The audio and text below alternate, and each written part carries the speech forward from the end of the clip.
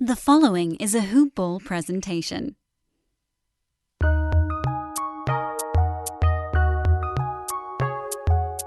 Welcome to the Fantasy NBA Today podcast.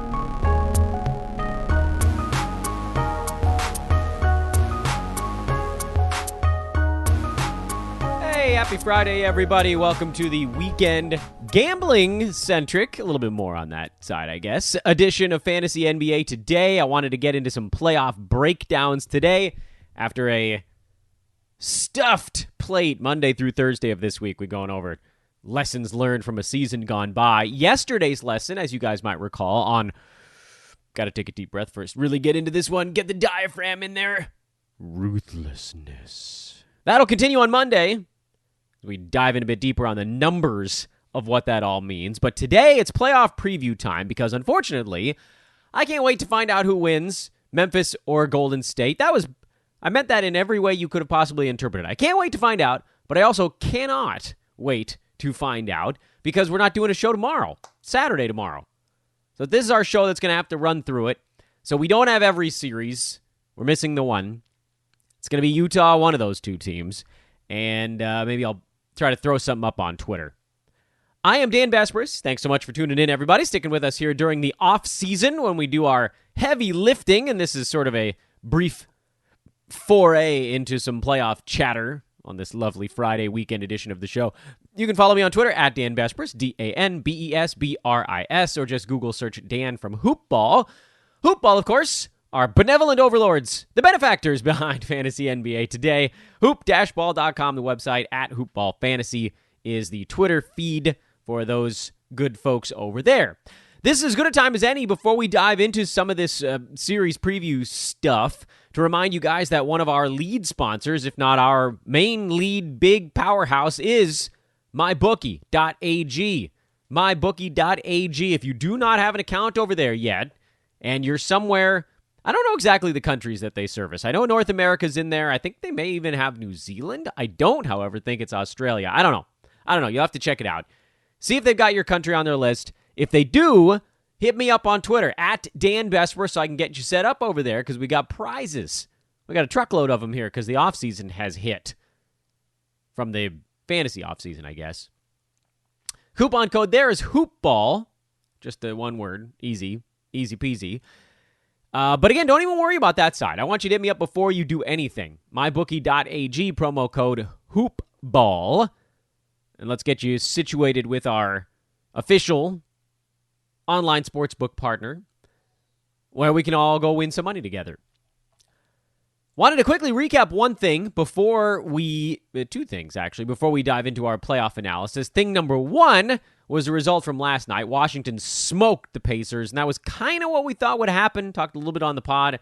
I thought it might go under, because I thought this game would slow down a little bit, and it didn't. It was actually very fast, and the Wizards shot 58%. Yeah, they went buck wild in this one. This is a game that was going to go over regardless, just because of tempo. Although, I guess that's not entirely true. Total was at 240. Pacers were, they underperformed their number by about 6. I think they should have been around 120, 121 based on pace of play. But the Wizards, on the other hand, were supposed to be at 121. So the total was actually almost spot on. The expected total was 242 in this game. But Washington went over their mark by about 21 points, so that'll generally jettison that. And then, again, I really did feel like the Pacers picked on a Hornets team that was badly overmatched. And then the Wizards, they got a Celtics team that they actually played relatively well against, but just couldn't stop Jason Tatum. And so then they got this pastry opponent and beat him up. Daniel Gafford, big ball game there. He might be a guy that actually gets a little bit overdrafted, depending on when we think Thomas Bryant might reappear for the Wizards down the line. But Gafford's played well. So that was what happened last night. The other thing I wanted to recap is that at the beginning of the year, we put out a list, myself and the great Aaron Brewski, on season win totals projections, and I picked all 30 teams. I also had some top plays mixed in there. But my season win total projections on all 30 teams went 21-9. They are I love them, man. That to me, they might be the easiest things to do. We've done it 3 times. Actually, did it 4 times, but the COVID-shortened season last year didn't end, which is a damn shame because the Thunder and the Raptors overs last year were 2 of the easiest bets I've ever made in my life, and everything turned into a push. This year, 21-9. 2 years ago, 19-11. 3 years ago, 18-12. I might have flipped ththose last 2. It was 19-11 and 18-12, but now I've confused in my head which order they went in. So we've done this exercise 4 times. One of them didn't count. And the other 3 times went 60%, over 60%, and then this last one was 70. 70%. That's a pretty good hit rate on season win totals. We'll do it again next year. We'll give out our top ones. Kings was my only 3-unit play. That was an over that hit this year. So that was fun. Maybe there would be some time in the offseason we can kind of dig into the analysis and find out where we went right and wrong, because then there's the whole process results thing. You're probably not going to go 21-9 just out of dumb luck, but there's going to be some luck mixed in there, particularly on the ones that are close to the number, the coin flip ones. How many of those went in our favor? How many of them went the other way? You figure those even out over 20, 30 years, but on a 1-year sample size, that's stuff that you want to dig into. Let's talk a little bit about the playoff series happening. We'll start in the Eastern Conference. We'll move our way west, not for any other reason than that's the way it's listed on the website. I'm looking at the numbers. Boston Celtics, Brooklyn Nets. The Brooklyn Nets are a minus 1,600 favorite to win the series, and there is absolutely no reason to get in on any of this stuff. I think the only thing you might do, and I don't have the cojones to dive into it, the cojones, is throw something on Boston here before the series starts. Hope the Celtics catch kind of a rusty Nets team and maybe win game 1 before Brooklyn wins 4 in a row. Because I think this is a 4 or 5 game series, probably 5 at the absolute longest. Celtics without Jaylen Brown, Robert Williams isn't healthy. They simply don't have the firepower, and they're going to get steamrolled. And if you think it's going to be 5 games, you think there's any chance it's going to be 5 games, you can get in on Boston now, and you could probably set up a middle opportunity. Because if the Celtics go up 1-0, the odds are going to shift dramatically to the point where it's still not going to be low enough to get a value on the Nets, but it would be low enough if you were also riding that Celtics card. So that's the only thing you're doing with a series price.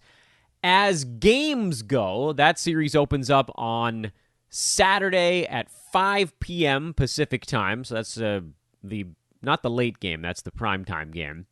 Not surprisingly, because the Lakers don't play on Saturday. They'll be in the primetime game, Western Conference one. Brooklyn's favored by 8 in the opener, total of 228.5. And again, that's the one, if there's ever going to be a game in this series where Boston could come in and maybe snake one, that would be it. So I would look at Boston catching 8. They're going to get steamrolled, probably. I really don't know what to do with the total in first games of a series. That's when both sides just throw their fastball pre-adjustment.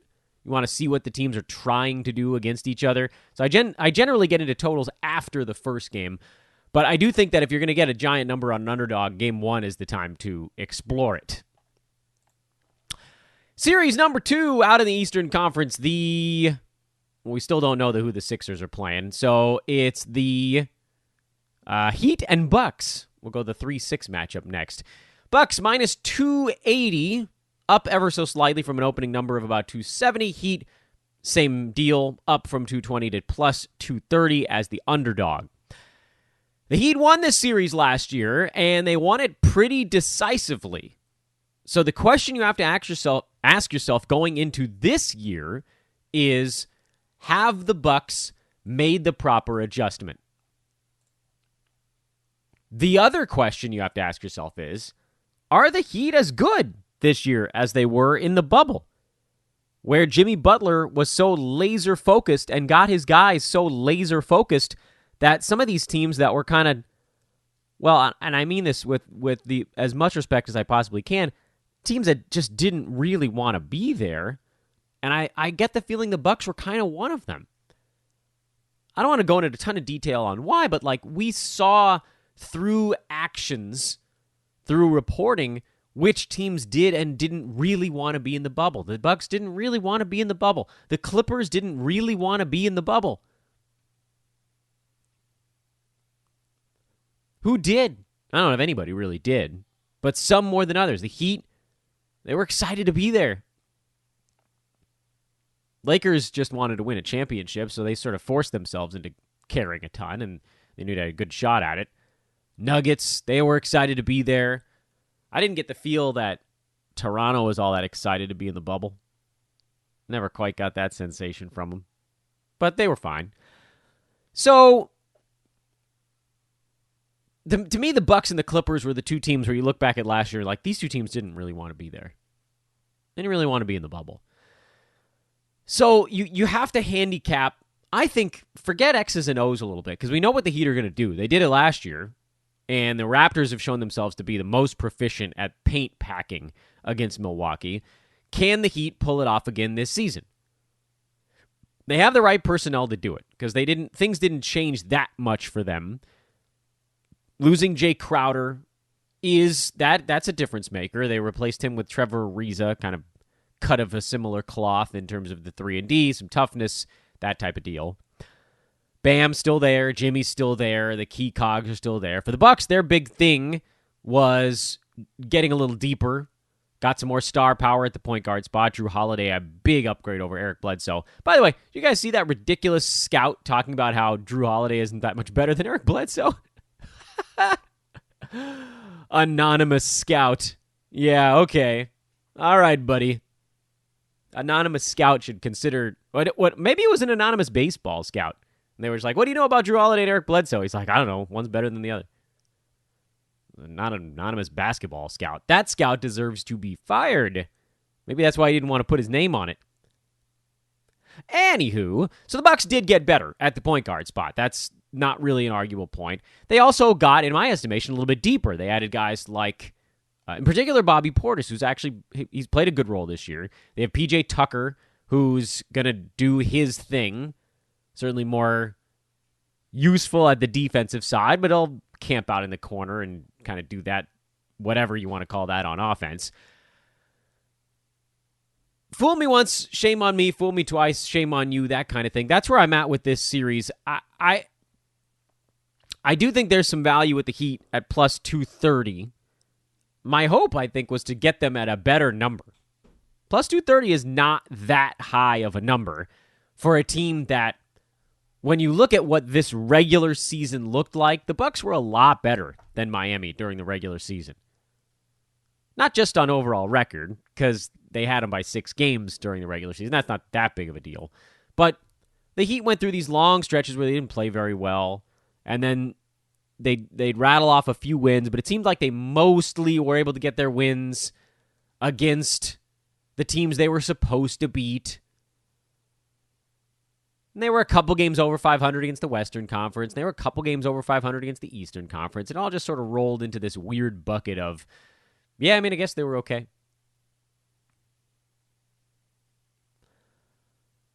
But Vegas has it right, and that's unfortunate here, because these teams are a little bit more evenly matched than some of the superficial numbers might indicate. I do think the Bucks beat them this time around. There's a lot of revenge. There's a lot on the line. If Milwaukee doesn't come prepared for this series after having an entire calendar year to plan on it, then they should be. That may be the most embarrassing result that I could possibly imagine in these playoffs, is for the Bucks to not have any solution still to what Miami wanted to do. And Miami did the same thing to the Lakers, which was try to keep LeBron out of the paint. Do everything to keep LeBron out of the paint, and the Lakers were fine. And admittedly, Miami was missing a couple of guys for stretches of that series, but it was going to be a rundown anyway. But Jimmy Butler was playing like 46 minutes a game in that series. So find a way. And it doesn't just have to be Giannis needs to be able to shoot the 3, because there are other ways to do it. So if the Bucks don't figure that out, shame on me for being fooled twice. But I do think Milwaukee wins this series. I think they're coming out a little bit tight because of some of that revenge stuff, but I do think ultimately they get loose and they win this thing. So I would look, once again, as we talk about the first game of a series, on Saturday, Bucks favored by 4.5 with a total of 227. Don't like the total for the opener here, but I do. If you were going to go either direction, you probably look at the under. The problem is I wouldn't. I would avoid the total altogether. On the side, this again comes down to the decision of, do we think that the Bucks are ready? Do we think that they can overcome some of the jitters of the expectation side that they need to win this series? They've got the same damn opponent. We know what Miami's going to do. So it comes down to whether or not you think the Bucks have a counter for it now. I think they do. I would lean to the favorite in this one, where I lean to the underdog in the first one we talked about. Series 3 in the Eastern Conference, the Hawks and the Knicks. This one's basically a pick'em in Vegas. Both teams opened up at -110. The VIG, a little bit of money on the Hawks side, but very little. Knicks swept the Hawks during the regular season. Hawks got better a lot as the season went on. Knicks, extraordinary defensive team. The best ATS record in the league at 45-26-1. I have an explanation for that last one. That team, New York, played harder than anybody else in the NBA for 72 games this year. Sure, you can go through their schedule and you can find games where they half-assed it a little bit, but there are far fewer of those for the New York Knicks than there were for almost any other team. You need evidence of that? Look at minutes played this year. Sort your player list by minutes played. Julius Randle, number 1 by a full minute over James Harden. It's not like they played a ton of overtime games. That's not where he racked up the numbers there. RJ Barrett was, I think he was 15th or 16th in the league in minutes played at 35. Julius Randle, almost 38 minutes per game this year. Tom Thibodeau is not afraid to play his main guys as many minutes as their bodies can handle. There was no bones about trying to get his guys rest. What about the other side of this one? What about the Hawks? Where did they sit in that setup? Who played the most minutes on the team? Obviously, it's Trae Young at 33.7. Clint Capella, 30. Bogdan, 30. John Collins, 29.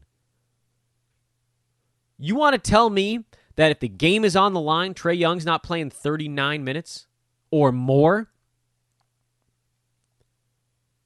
There's a difference there in how teams managed the regular season. The Knicks played the regular season like it was 72 playoff games. And you get those teams every once in a while. And it's nothing is 100%. But when the rest of the league starts to try as hard as you are every night, your advantage goes away. The Knicks were 25-11 at home. They were 16-20 on the road. They were not a good road team when they caught teams that were playing a little bit harder. Teams play a little bit harder at home.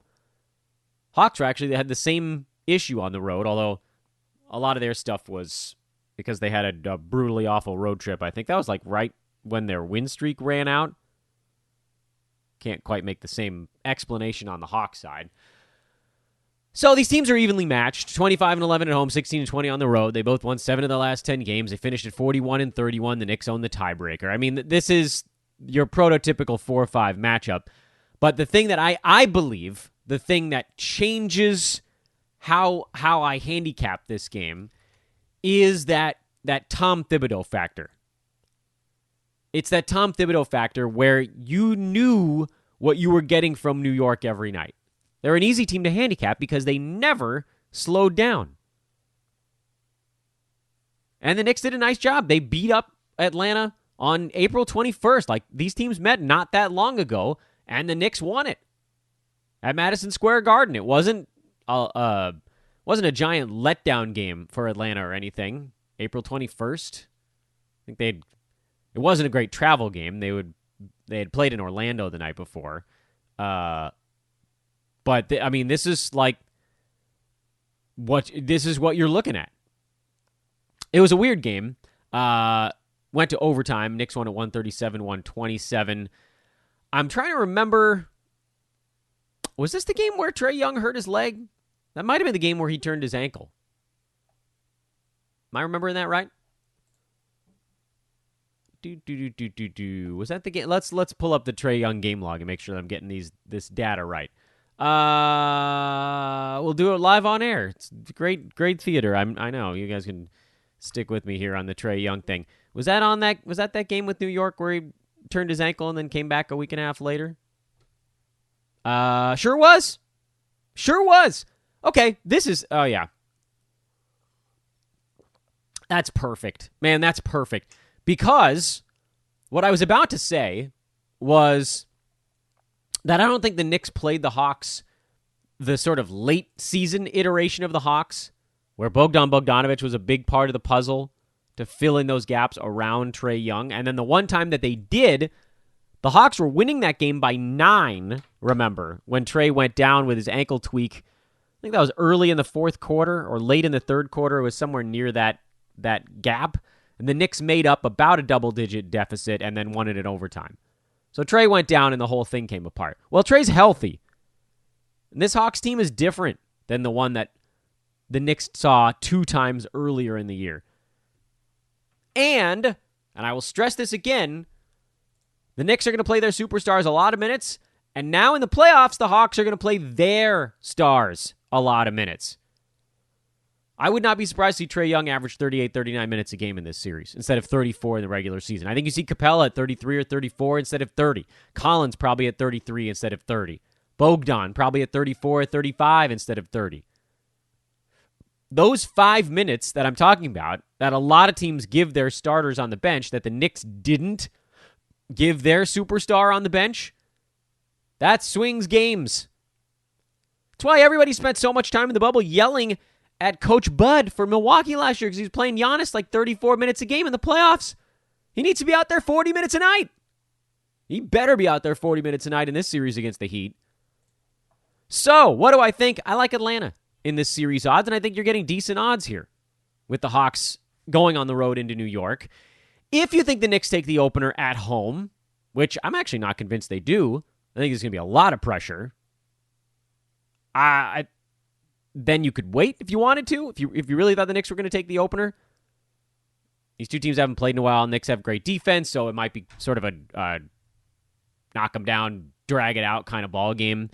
But I don't think I'd get cute. I like the Hawks in the series. I'm not super worried about the home court thing, even though both these teams were better at home than the road. I think it's going to be a pretty long series, but I do think the Hawks have the talent edge, and now that they'll have the game or the minutes played, that edge will be partially made up. Great. These two teams start their series on Monday. Knicks a 1-point favorite at home. I'm probably not touching that one because I really do think that could be a weird one. Total of 215. I'll leave that individual game line alone. And the last one out of the Eastern Conference. Sorry, I don't know something earlier like we didn't know who the Sixers were playing. They're playing the Wizards, and that one is Sixers minus 920. About minus 900, give or take. The Wizards at plus 660. I will kindly pass on that one. Wizards they're going to be saddled with the Russell Westbrook playoff stuff. And the fact they've played a couple of games, maybe that's a good thing for them. So if you're looking at game 1, which is on Sunday, and it's a day game, Philly's favored by 7. I might look at Washington catching 7 points in that opener, but I'm not touching the series price. Now I don't think we need to go into too much detail. And over on the Western Conference side, where do we want to begin on this stuff? What do we want to do here? Well, we don't know the 1-8 matchup. We do know 2-7, and it's the rare instance where the 7 seed is a series moneyline favorite over the 2 seed. Lakers minus 160, Suns plus 135. Okay. I don't know, man. I do think the Lakers probably win this series. They're a pretty rough matchup for Phoenix when healthy, but I still don't think the Lakers are healthy. Everything I've watched about the recent Lakers play tells me that LeBron is kind of willing himself through and AD's willing himself through, and I know they beat the Suns, whatever it was, a couple weeks ago at this point. I've lost track of time. But Phoenix has Chris Paul, who gets a bad rap as a playoff choke artist, but he was fantastic last year, and it's probably a bit more fair to describe some of his teams in that context than him alone. I'm a Lakers guy. I'm a Laker fan, so some of this feels a little weird. Phoenix won the season series Beat them on March 2nd and March 21st. Lakers came back to win that last one in LA. I think the first one was in LA also by 13. It was just a big Anthony Davis game. People aren't giving Phoenix enough credit. That's a simple answer to this one. The fact that you're getting a 2 seed at plus 135 is probably enough. It's probably enough to grab the Suns and see where it goes. Although it's a weird thing to say when I also think the Lakers are probably going to win the series. You're just never going to get a good value on the Lakers to win a series unless they're down 1 or 2 games in said series. Game 1 is on Sunday. Lakers are a 2.5-point underdog in this opener in Phoenix. By the way, you're getting more fans into these arenas here lately as well. So that's something to throw into the back of your mind on the handicap. Total of 212.5. It's probably going to be a slow one. I would consider the under. I'm probably not touching the side. It's most likely going to be a hard-fought, close ball game. If you remember the bubble last year, though, the Lakers' worst games of almost every series were the openers. So I'm leaving the side alone. If anything, you might even look at Phoenix, see if they can just sort of swing a haymaker here early while Lakers figure out what the Suns are doing and then make their adjustments. LA showed themselves to be very competent at making adjustments during playoff series in a way that really their opponents weren't as much last year in the bubble. So I like the Lakers for the series when all is said and done. I think I like Phoenix in the opener here. So if you're thinking about betting the Lakers on the series, you probably let this first game go. If you're also on board with my Phoenix takes game 1 theory and roll from there. The 3-6 matchup in the West is the Blazers and the Nuggets. And this is another one where the lower seed is the favorite. Trailblazers minus 135, Nuggets plus 115. I also agree with, I think the lower seed wins this series because this is, not that the Nuggets are a paper tiger. That'd be a wholly inaccurate thing to say about a Denver team that's just sort of found a way. Most nights the way was Nikola Jokic and a lot of him, but with no Jamal Murray, and we don't know what Monte Morris' situation is. He'll play, but we don't know how much. With no Jamal Murray and no PJ Dozier and no Will Barton, and you just work your way down the list. So it's Jokic and Michael Porter Jr. kind of against the world a little bit. Defensively, the Nuggets will be better than the Blazers, but the Blazers just have so much damn firepower at this point, and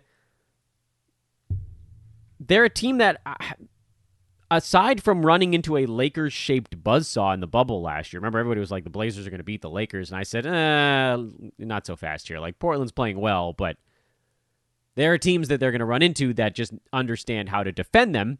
Denver doesn't have Anthony Davis to defend Portland on Dame pick and rolls. They don't. They don't have the right... Denver doesn't have the right pieces to deal with that. What are they going to do out there? I mean, Portland can put Jokic in every one of those dang things if they want. Nikola's an amazing basketball player, but he's not guarding those little guys out on the perimeter. Makes me think the teams are generally going to get what they want in this series. I would actually look a little bit at the over in Game 1.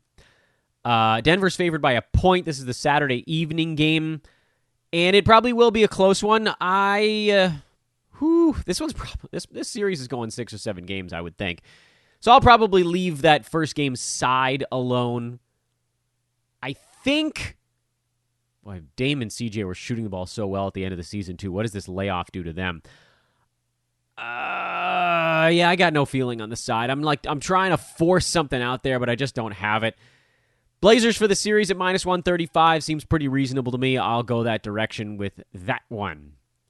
The 4-5 matchup out west, the last one we're covering on today's episode, Mavericks and Clippers. Clippers at minus 410, Mavericks at plus 315.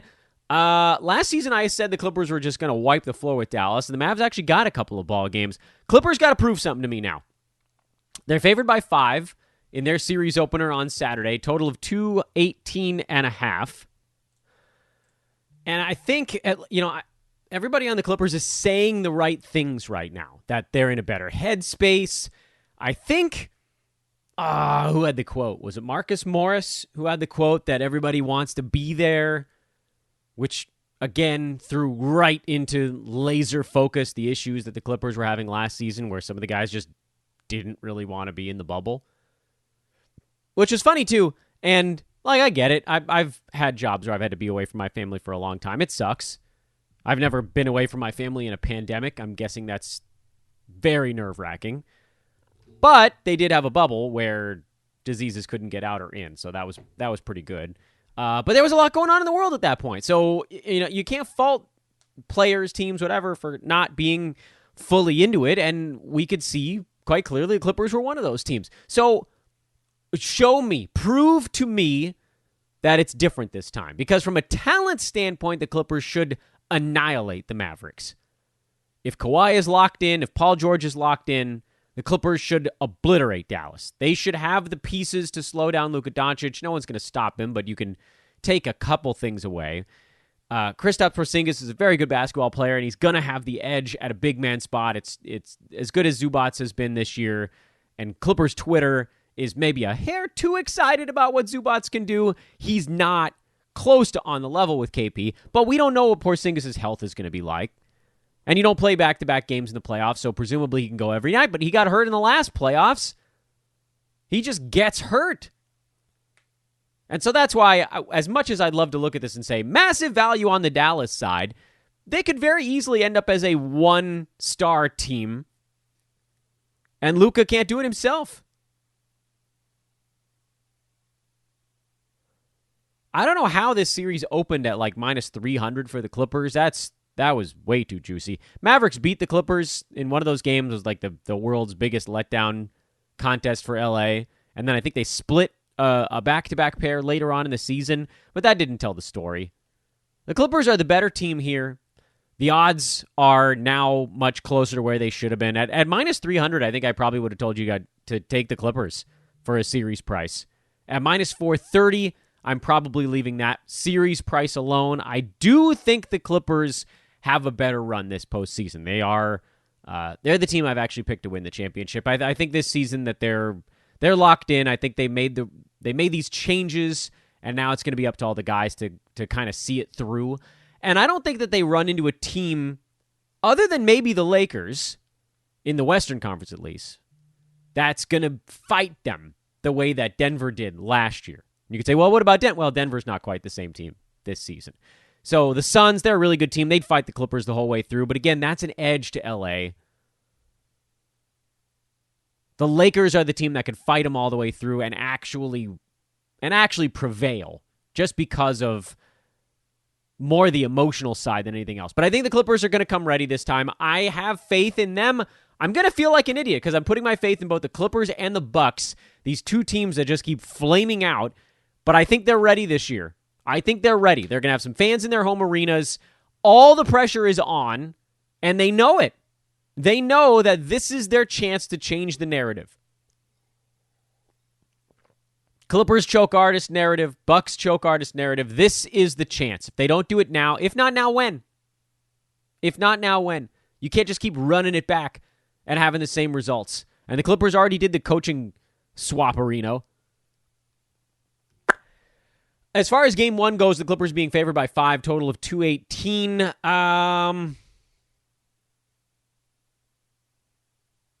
Yeah, I think I'm going to leave that one alone. I don't want anything to do with that ball game. Lean to the Clippers to cover that number. So there's your NBA playoff breakdown. Again, we didn't have a chance to do Jazz Warriors or Jazz Grizz, whatever that one's going to turn out to be, but it's probably going to be... If it's Jazz Grizz, you're probably going to see the Jazz as a pretty good favorite. If it's Jazz Warriors, you'll probably see them as a much smaller favorite.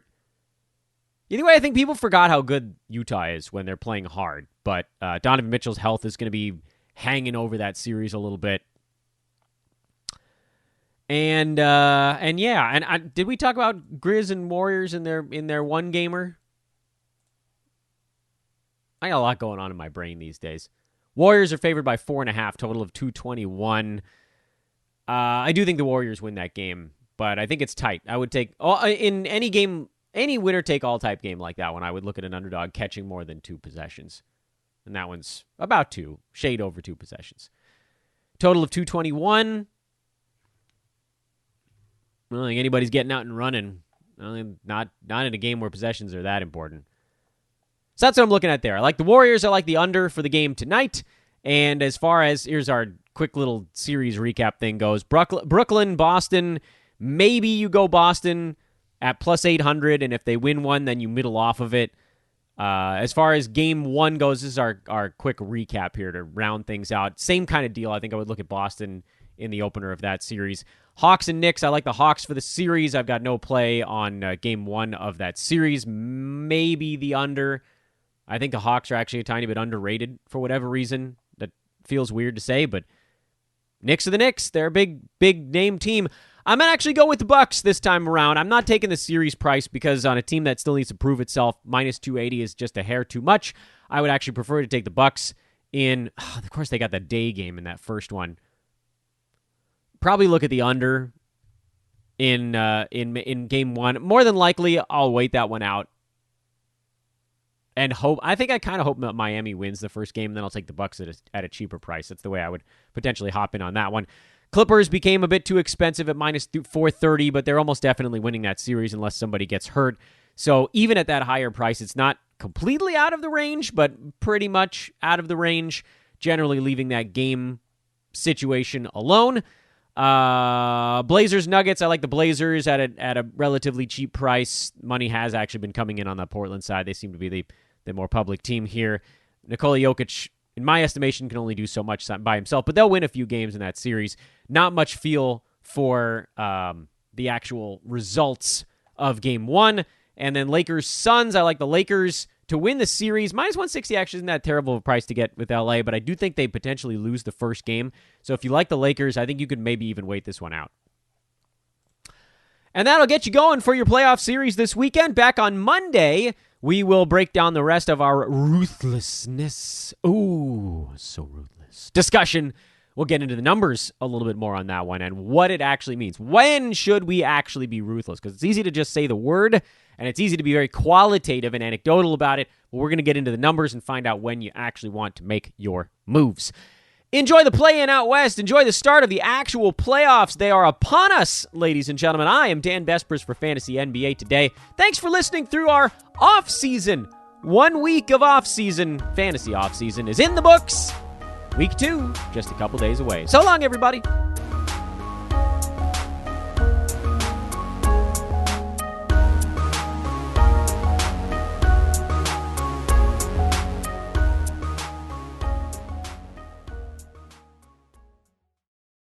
This has been a Hoop Ball presentation.